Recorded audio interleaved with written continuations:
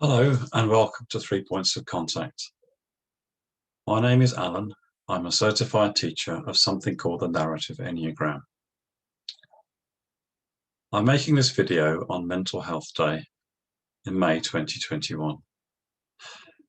3 Points of Contact is an Enneagram-informed approach to improving our mental health as we gradually come out of lockdown. After talking to my daughter-in-law Leonie, we agreed that many of us have suffered different types of anxiety over this past year during COVID-19. And we wondered if there was something I could offer to help us get out of lockdown. That in mind, we thought it might be helpful if I offered some self-help sessions on how the Enneagram might help us climb out of lockdown and bring some healing to those of us who are struggling. This is where the idea of 3 points of contact came from. I heard someone say we need 3 points of contact to climb safely out of lockdown, just as any climber needs 3 points of contact. This connected with the Enneagram, which helps us to use our 3 centers of intelligence. These relate to our thoughts, feelings, and sensations, or in physical terms, to our minds, our hearts, and our guts. These are the 3 points of contact if our mental health is to be soothed as a new normal begins to take shape. This introductory video is to introduce myself and a bit about the Enneagram and 9 reactions. Anxiety can trigger many different reactions in us, and I go into a bit of detail of my specific reaction and how the Enneagram helped me to become aware of it, how to get a handle on it and ease the stress I was experiencing. We'll end with a short practice which relates to the work of change, and I'll introduce you to an inner resource we carry with us all the time, but we probably haven't realized before, like a best kept secret. After the video, if you're interested in some regular sessions on Zoom, I'll put my email in the notes on the YouTube video. So what is the Enneagram, you might ask? You can see part of it behind me. It's got 9 points, just as an octagram would have 8 points. And it's a way of describing 9 different temperaments. And one of them will be our home base. You might think that I'm trying to box you up. The reality is, we're already in a box. We just don't know it. Each of the points relates to a particular way we look at the world. And using the climbing idea, there are 9 different routes we can take to climb the rock face of life. 3 points of contact will help us realize they are distorted views of reality, but they feel real all the same. So there are 9 reactions we can each experience when under stress, but one of them will be the bingo reaction, if you like, our hotspot. And I'll end with my particular reaction, which is deficiency. The first 3 areas relate to fear or anticipatory anxiety of the mental center. There may be a sense that we are somehow depleted under stress, that you might take some of my precious resources. Some of us might feel a sense of being helpless without any inner strength to help us cope, and there are dangers around every corner. Others are feeling of being trapped, that there are no ways to enjoy life and we can't reach a place of light. We need to escape. Moving on, the next 3 points relate to the gut center, the body center, where we can have a lot of anger. For some, there can be a feeling of powerlessness, that our armor is not enough. For others, a feeling they are dispensable, that others are more important. Others may have a feeling they are somehow unworthy, not good enough. Moving on, the next 3 relate to the heart center, the place of relationship and connection with others. For some, there can be a sense we are useless. There's a crippling feeling that we aren't needed, we can't help anyone. For others, a sense of being incapable, that we've lost our charm. Somehow we're a failure. Finally, we come to my personal challenge, which is a feeling of deficiency. You may have chimed with several of these experiences. We can have all of them at one time or another, but the amazing thing is that none of them are true, but they feel true. Many times people have said to me, feelings aren't facts, but the reality is they feel real, and that's the point. Our brains have evolved to keep us alive for the next 11 seconds, which was all well and good when saber-toothed tigers lurked behind the rocks, or the tribe next door wanted to bash you in the head. But my own experience has shown me that one thing our minds are great at is mispredicting outcomes. Most of the time, we're alarmed by what's going on inside our thoughts, our feelings, and sensations. They might not be facts, but they feel very real. So, how did deficiency pan out for me at the fourth base of the Enneagram, the romantic? Before I retired in November 2019, I'd invested a load of time and money in a project for over 18 months. I was passionate about it and wanted to make it my retirement mission. By the end of lockdown in March 2020, something didn't feel right. Every time I went on a Zoom call about the project, I came out of it feeling confused and mixed up. On one occasion, I thought I would monitor my pulse. It was twice my resting heart rate. Come on, I thought, get a grip. It's only a Zoom call. You're safe in your room. There's no saber-toothed tigers outside. You can overcome this. But no, my heart was pounding. The adrenaline was pumping. Afterwards, I named my feelings to myself, and I felt I wasn't up to scratch. It felt like there must be something missing in me. All of the feelings I mentioned earlier were there, but one in particular kind of summed them up. I must be deficient. It turned out to be my greatest reaction to stress. It was then that I began to explore what I call the 3 points of contact. My thoughts and my feelings were mixing me up and making my heart pound, so I wondered maybe my body had an answer. What was the gut sense of it all? How crazy was that? Did a lot of work on getting a felt sense. I used a method called focusing, which we'll explore in this program. I explored what my body sense was telling me about why I felt deficient. Each time I focused, I reached my felt sense, and it felt like I was suffocating. At one point, I even wondered if perhaps I had COVID, which I didn't. I asked my body what would help me to breathe more easily. The answer was obvious. Back away, Al. Give it a break. So I did. Something I don't think I've ever done before, because I usually fight through the anxiety with grit and determination. So having stepped away, surprise, surprise, I no longer felt I was suffocating. I had found my neglected third point of contact. I discovered the body holds the key, and I could now climb out of my place of anxiety, the place that was suffocating me, and I knew that I would be okay.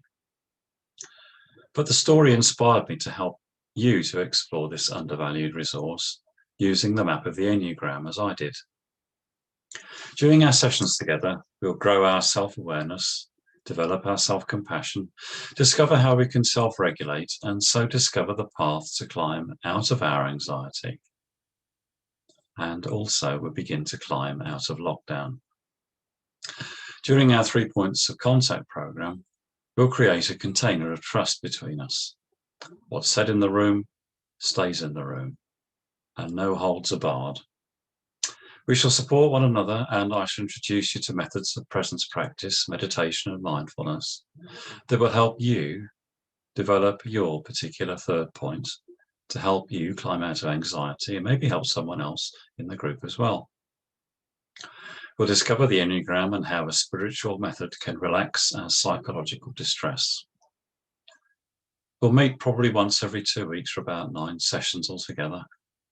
And during this time, we'll explore each of our 9 personality types, the boxes we live in, and how our type structures tie us up in knots, but how we can untangle the ropes and even use them to climb out of our anxiety.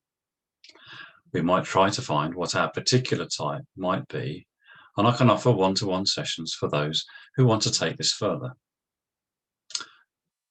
I'll end the session now with a 5-minute practice and introduce you to the best kept secret I mentioned earlier.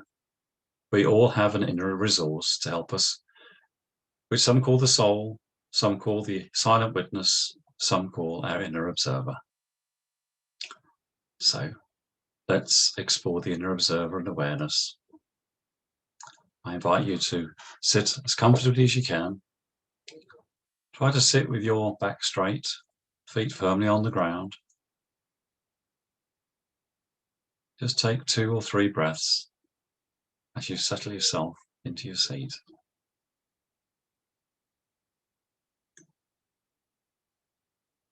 You might want to close your eyes or have a gentle, soft focus.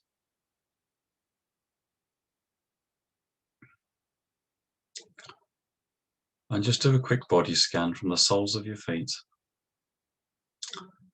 Imagine, if you like, that you're filling up with the liquid of awareness. Your feet, your calves, your knees, your thighs, your backside, your torso, your chest cavity, shoulders. Stream your attention down your arms to your fingertips, back up again, up your neck, up into your head. Now bring your attention up and out. And with your eyes open or closed, bring your attention to the far side of the room or the place where you are. If you're outside, it might be a tree or a building. Just keep your attention there just for a moment.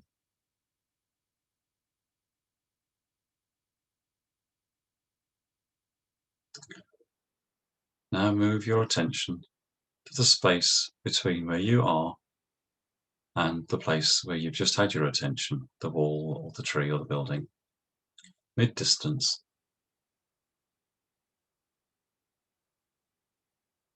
Now move your attention to the place behind you. You don't have to turn, just imagine it.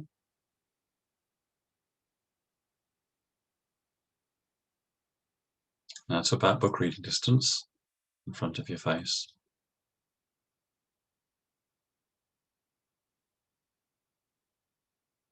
Now let your attention follow your breath in and down. First through your nostrils, let your attention feel the cool air as the oxygen enters your body.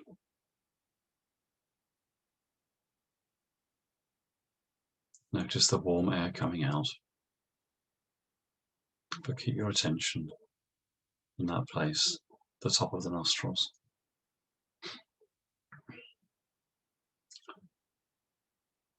Now with your next breath, follow it down to the region of the heart, inside the chest cavity. Just let your attention rest in that place. Just notice what's going on. Try to relax if you can. Next 2 or 3 breaths, move your attention further down to the bottom of your lungs, down to your diaphragm.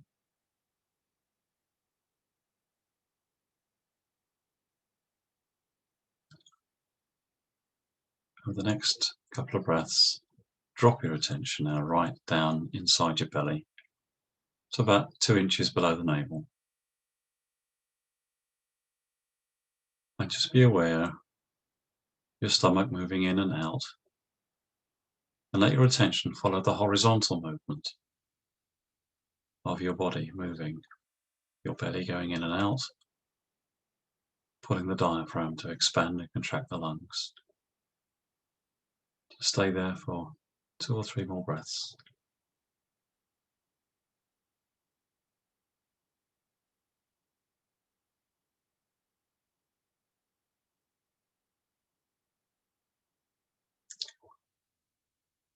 And whilst your attention is there, you might get distracted by a thought or a feeling or a sensation or a memory or a plan.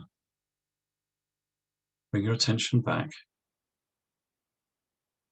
and notice that you have within you an inner observer, some call it the soul, silent witness, observing what's going on. And this is our greatest resource to help us as we begin to untangle the ropes that keep us bound up. And from them, make the climbing rope to get out. The next 2 or 3 breaths, with the out breath, just bring your attention further up your body, through the diaphragm, the lower parts of the lungs, up to the heart region, up your throat into the back of your nose, and once more feel the warm air. And now bring your attention out and back into the space in front of you, about book reading distance.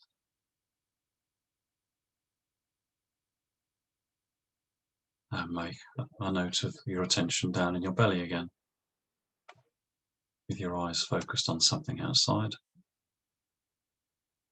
And that can be a way of calming our nervous system. So when you're ready, just gently open your eyes, if they're not open already. Bring your attention up and out into the room.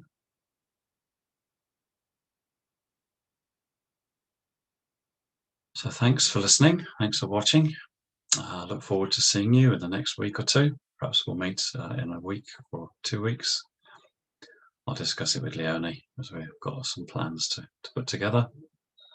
And until then, take care, stay safe, and go well. Bye now.